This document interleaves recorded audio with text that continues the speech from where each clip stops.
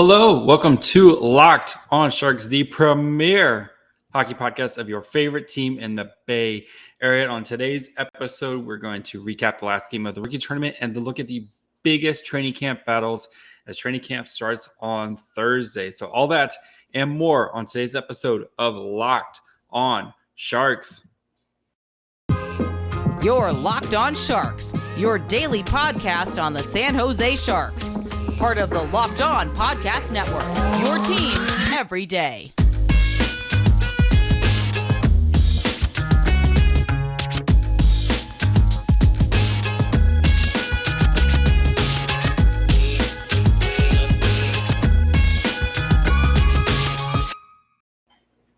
I'm your host, JD Young, contributor at Fear the Fin and San Jose Hockey Now. I want to thank you, of course, for making us your first listen. We're free and available wherever you get podcasts. Of course, you can subscribe on YouTube as well, as we are now back to being your team every day. 5 episodes a week from here through the NHL draft. We got you covered for all things San Jose Sharks and Barracuda. We're definitely gonna make a more of an effort this year to do more Barracuda coverage because, frankly, the Barracuda are going to be probably a little bit more interesting than the Sharks are this year. But we're going to start today with looking at recap of kind of our takeaways, I guess, from the last rookie tournament game, and then get into some of the biggest training camp battles and who I think is going to come out victorious as we're going to start training camp here on Thursday. I can't believe it's here. Yes. And then, we have media day on Wednesday. Shang will join me Wednesday night where we'll go over that and talk about some of the big storylines heading into the season. And then, of course, we have our first preseason game this weekend. So we have a lot going on here really quickly. So let's get at it right here. So the Sharks lost 3-0 to the Kings in their final rookie tournament game. And a lot of the big guns didn't really play for the Sharks. Eklund and Bordeleau, of course, were held out. Very kind of sloppy game. A lot of penalties, which we'll get into here in a minute. But a couple guys who stood out for me, I want to talk about. Ben Gaudreau, the Gaudreau. So gave up 2 goals. The first goal, I don't think the defender was in a very good position. And it was kind of a one-on-one type of situation, and the defender trying to kind of get position doesn't really do a good job of it, and Gaudreau gets beat over the shoulder in a nice backhand. So that's one of those ones where you have to kind of just tip your cap to the forward. He made a great play, and there's sometimes that just happens. The second goal though was definitely one of indecision with Gaudreau. The puck is coming down. It's close to an icing type of play, where it gets kind of chipped and dumped in. And instead of either poking the puck into the corner, pouncing on the puck, or doing something with it, he's kind of, or staying in his crease and just let the puck go by him. He's kind of stuck in no man's land where he's coming out of the crease to play it, but then at the last second decides he doesn't want to play the puck. Then it goes behind the net. The Kings forward wins the race to get the puck, and then he's trying to he's already out of his net and then trying to get across his net on the wraparound attempt that the Kings scored on. So I know he's young, that stuff like that's going to happen, but that's one of those things where it's make a decision and stick to it type of thing, and that's just a learning experience for him type, where it's going to be either play the puck, poke it in the corner, do something with it, or just be ready for the forward to win the race and be ready for a potential wraparound. So other than that, though, I thought he looked really solid, made some great saves. The Sharks were on the penalty kill a lot, and he looked solid on the penalty kill. We'll get into the penalties here in a little bit, but Gaudreau showing why the Sharks drafted him in the 3rd round in the 2021 draft and why they think he's going to be a prominent figure in their future. So I think one of my big takeaways from the weekend is the goaltending feels much better than it did a couple of years ago. And that's what happens when you devote resources to it. You signed Strauss-Mahn this offseason. You traded for Eetu Makiniemi, part of the Brent Burns deal. I know we haven't seen Makiniemi yet, but based off his AHL numbers last year, he looks like a potential guy. Drafting Ben Gaudreau in the 3rd round, and last in the 2021 draft, drafting Mason Beaupitt this year, putting some resources in. It's kind of, I kind of make this comparison a lot between goalies and quarterbacks. If you don't have one, you keep taking swings on finding one, and when you do find them, they're super valuable type of situation. So, and we see goalie movement all the time, every off season. So trying to find some of these homegrown talent guys would be great. I mean, if you look at the Sharks goaltending prospect, when was James Reimer, they acquired in a trade, Aiden Hill, they got in a trade. Capo Kakinen, they got in a trade. We haven't really had even Martin Jones was part of a trade, and he was NHL ready type of guy when they got him. So they haven't really had like this homegrown goalie that they can kind of point to and be like, yeah, this guy's gone through our system and now he's ready to make an impact. So again, I know they've been very good the past 15 years and haven't really needed to try to develop goalies, but it would be nice to be able to point to one for the first time in a while and be like, yep, here's a nice homegrown talent goalie that we've seen go successfully through our system. So yes. Ethan Cardwell, he's going to be an interesting decision. So Cardwell, he is actually eligible to play in the AHL, doesn't have a contract yet from the Sharks. So Curtis Pashelka today on Twitter mentioned that Cardwell, he wants to stay in San Jose. He wants to compete for, to be on the Barracuda. So the Sharks are going to be in a very interesting position where they could send him back to the Barrie Colts, let him play his last season there before, and then come over next year. Or they could, if they liked what they saw from rookie camp and from training camp and development camp, give him his ELC and let him start playing right now. So I thought he showed himself really well. He had great every game. He had at least one opportunity where he was on a breakaway, just wasn't able to put one home. He was getting a lot of power play and penalty kill minutes, was kind of, was playing top line minutes. So I think they really wanted to give him a run and see what he could do. I think though, just based on what we've seen from the Sharks, I think they're going to send him back. You saw that last year with Brandon Coe, where they sent, the Sharks, they'd like to let these guys go play and dominate in their juniors or final season. So, if you listen to this and they've made their decision, I'm sorry, but I think they're going to send him back, let him go play with the Colts this year, see if he can have his Brandon Coe type of season where he's one of the top OHL scorers, and then come in next year and ready to start his professional career. So we will see with Ethan Cardwell.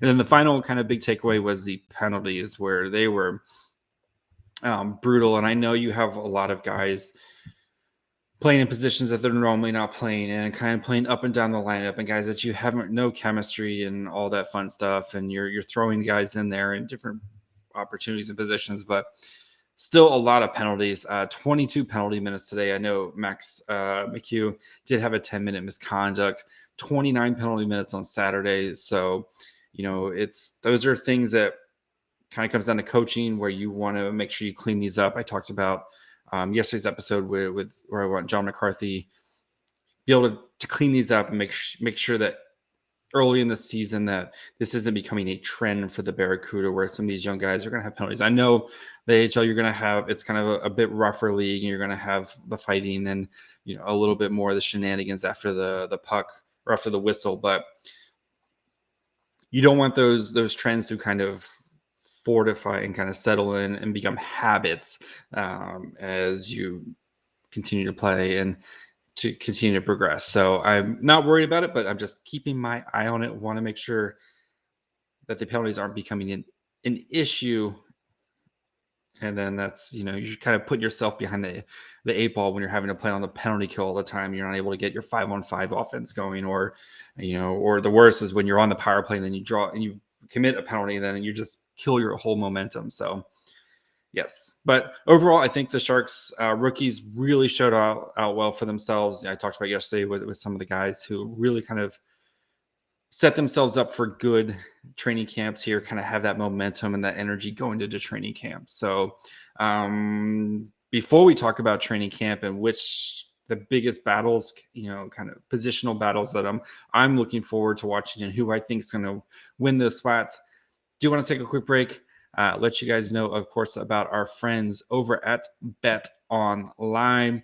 You guys know BetOnline is the number one source for your pro and college football betting needs and sports information this season.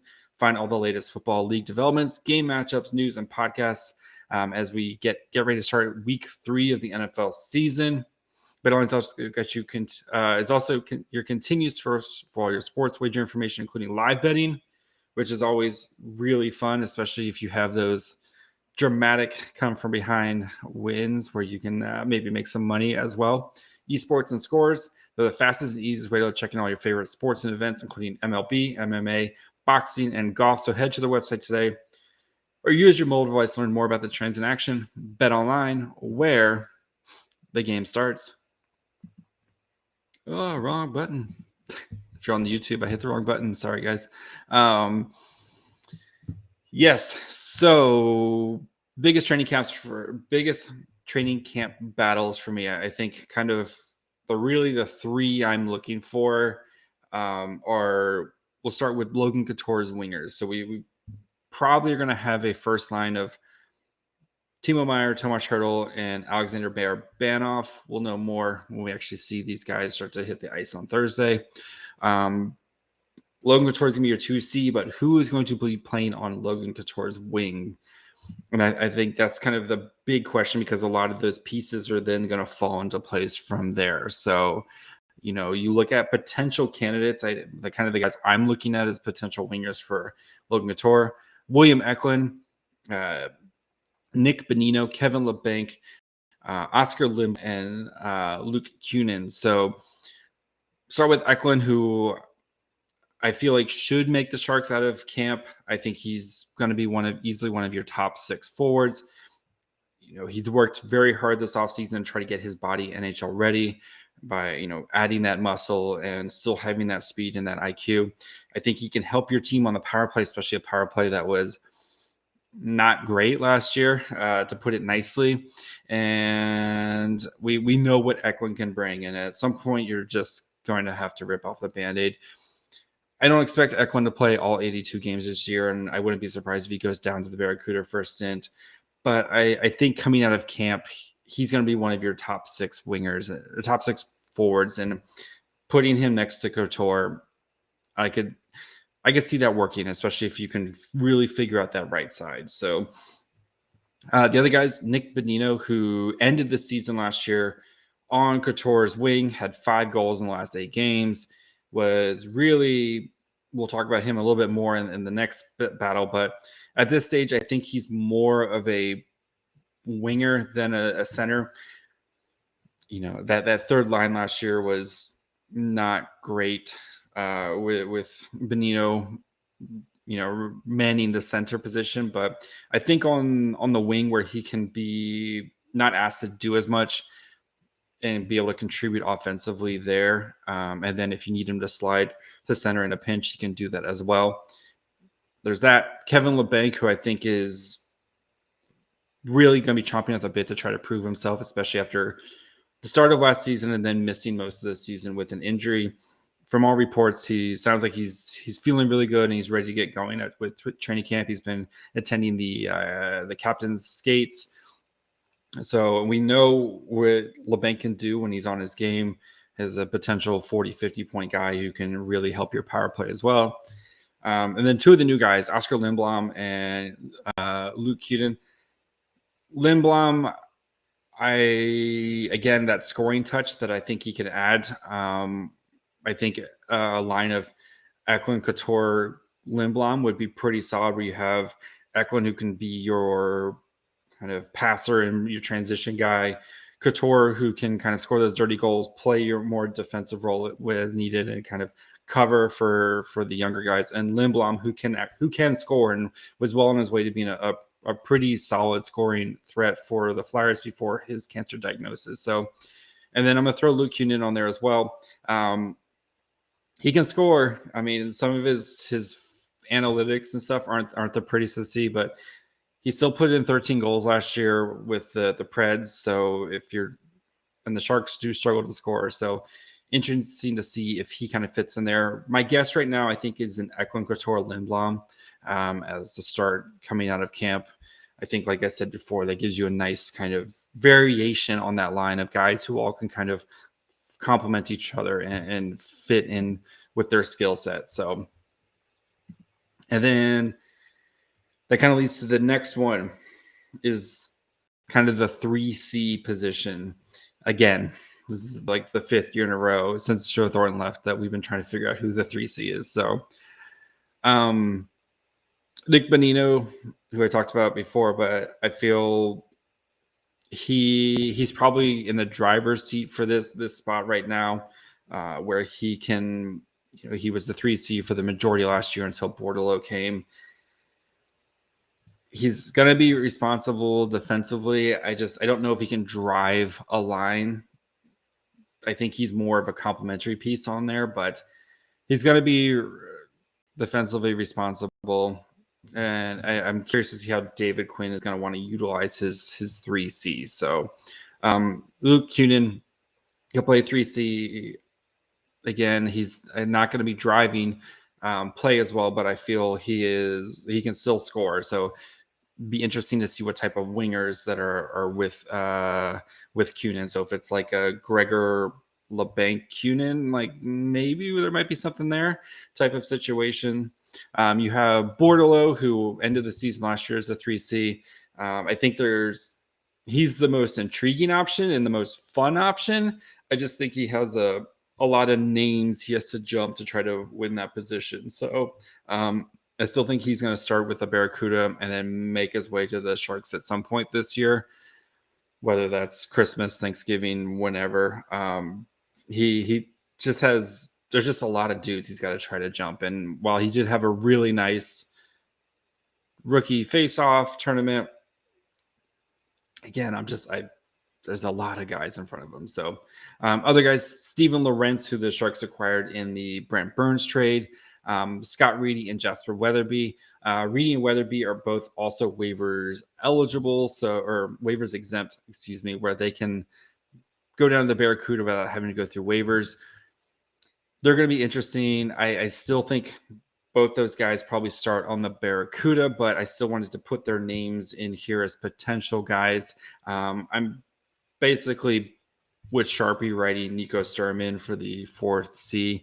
He could be the 3C, but I think he is more situated for a 4C type of role. And then you want to try to have a more dynamic, I think, third line center who can provide some offense. So right now, I kind of see it Bonino's job to lose. But I think he's going to start the season as a 3C, but I think by Thanksgiving, they're going to shift some guys around and he'll probably be playing wing to end, as after about 20 games into the season or so, we might see him switch to wing and let somebody else get a shot at the 3C. So, yep. And then before we continue by looking at how the rest of the bottom 6 is going to shake out and then how the defensive pairs are going to shake out, I do want to let you guys know, of course, about the Locked On NHL show. Thank you guys, of course, for making Locked On Sharks your first listen. We're free and available wherever you get podcasts, and now covering your Sharks 5 days a week because we are your team every day. Make sure you guys go check out the Locked On NHL show. They've got you covered with all the national NHL news, still covered by local experts. So, of course, all the local hosts we go on will talk about the big stories in the NHL. Western Conference Wednesdays, of course, and then Thursdays they do power rankings, which is always really fun.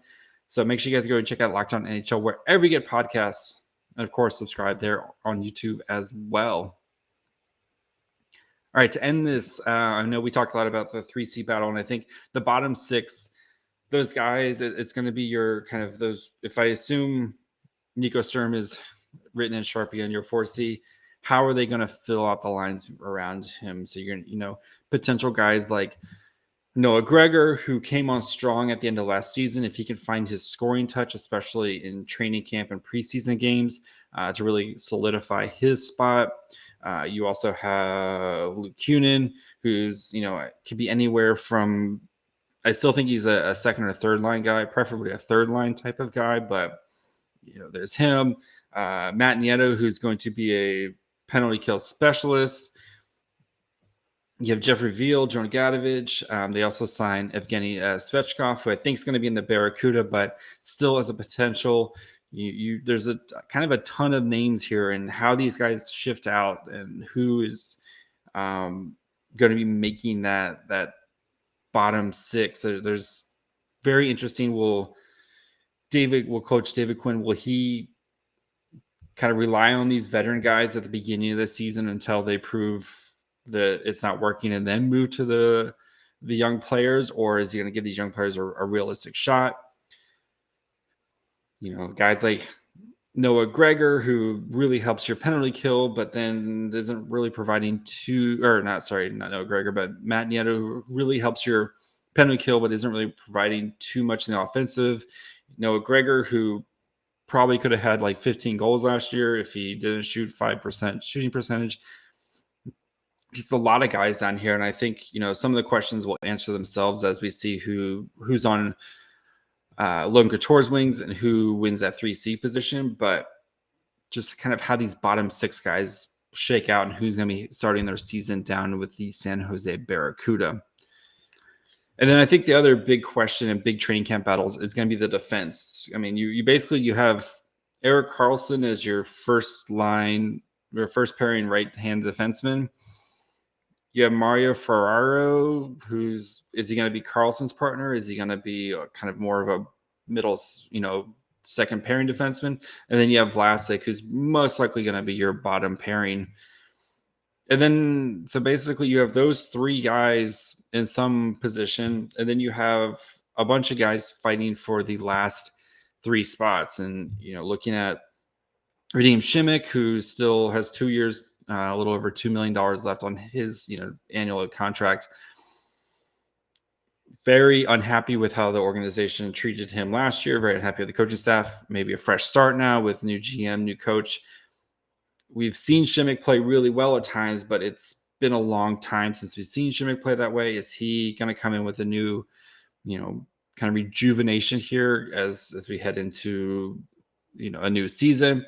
The Sharks brought in Matt Benning and Markus Nutivaara. Nutivaara can play both left and right hand. Matt Benning, right-handed defenseman. Are those guys, again, Matt Benning, you kind of know what you're going to get with him. I think he's a bottom six defenseman who can, your third pairing defenseman. And Nutivaara, who's coming off a couple injuries, but can be a really dynamic transitional player and provide offense if he can find his game after these injuries. You also have a professional tryout of Scott Harrington, who we really had to get a chance to talk about. 29-year-old left-handed defenseman, was a second-round pick by the Pittsburgh Penguins back in the 2011 draft, and is played for the Columbus Blue Jackets. Also a season with the Leafs.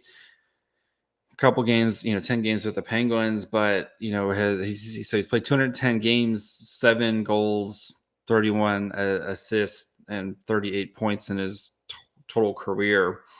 So, PTO guy, come and give him a shot, see how he kind of fits with the team. And then, of course, the big question is, then you also have Jacob Megna, who going to be a solid defensive defenseman in his own zone, but I don't think isn't going to provide too much offense, especially on a team that's probably going to struggle to score again. And then, of course, Ryan Merkley, who can provide a lot of offense and offensive skill, but still struggles in his own end. So it's going to be interesting to see how all these guys shake out. Right now, if I had to guess, this is just how I think it shakes out. I'm going to go with the Ferraro-Karlsson pairing. I think Šimić Nutivaara as your second pairing, Vlasic Benning, and then Megna as your extra, with Merkley starting the season down in the Barracuda until he plays his way into the Barracuda or someone plays their way out of their role in the top six. So yeah, that's how I see that shaking out right now. a lot of questions heading into the training camp. So, of course, got something fun planned for tomorrow. We're going to be looking at some of the betting angles with the Sharks, see if there's any potential value there. And then Shang is going to join me to look at some of the big storylines heading into Sharks camp this year. So, yeah, make sure you guys following along Twitter, Facebook, Instagram, Locked On Sharks. You guys, yes, please follow along on there, especially Twitter. Game days, going to be live tweeting stuff, of course, and then going to try to do more clipping of the highlights and stuff like that on Twitter. So make sure you guys are following along there. Facebook, Instagram, I'll put some of the highlights on there. Some of the good clips will be on there as well. And then you can listen wherever you get podcasts: Apple, Spotify, Odyssey, Anchor, the Record Store. Go subscribe there. If you're on Apple, please leave a 5-star review. It helps the old analytics and the machine that cranks out content. So 5-star review there. And then subscribe on YouTube. That is the easiest way to help me personally and get money into my pocket. So that's the place I prefer. Go subscribe on YouTube. Especially if you're new, you're just finding the show. Go follow along on YouTube. Going to be doing, especially on the weekends, I'm going to be trying to do more live reactionary stuff on games on the weekends. So yeah, you don't want to miss that out. You can follow me on Twitter at myfryhole. Go check out the Locked On NHL show, and we'll be back tomorrow. Until then, bye, friends.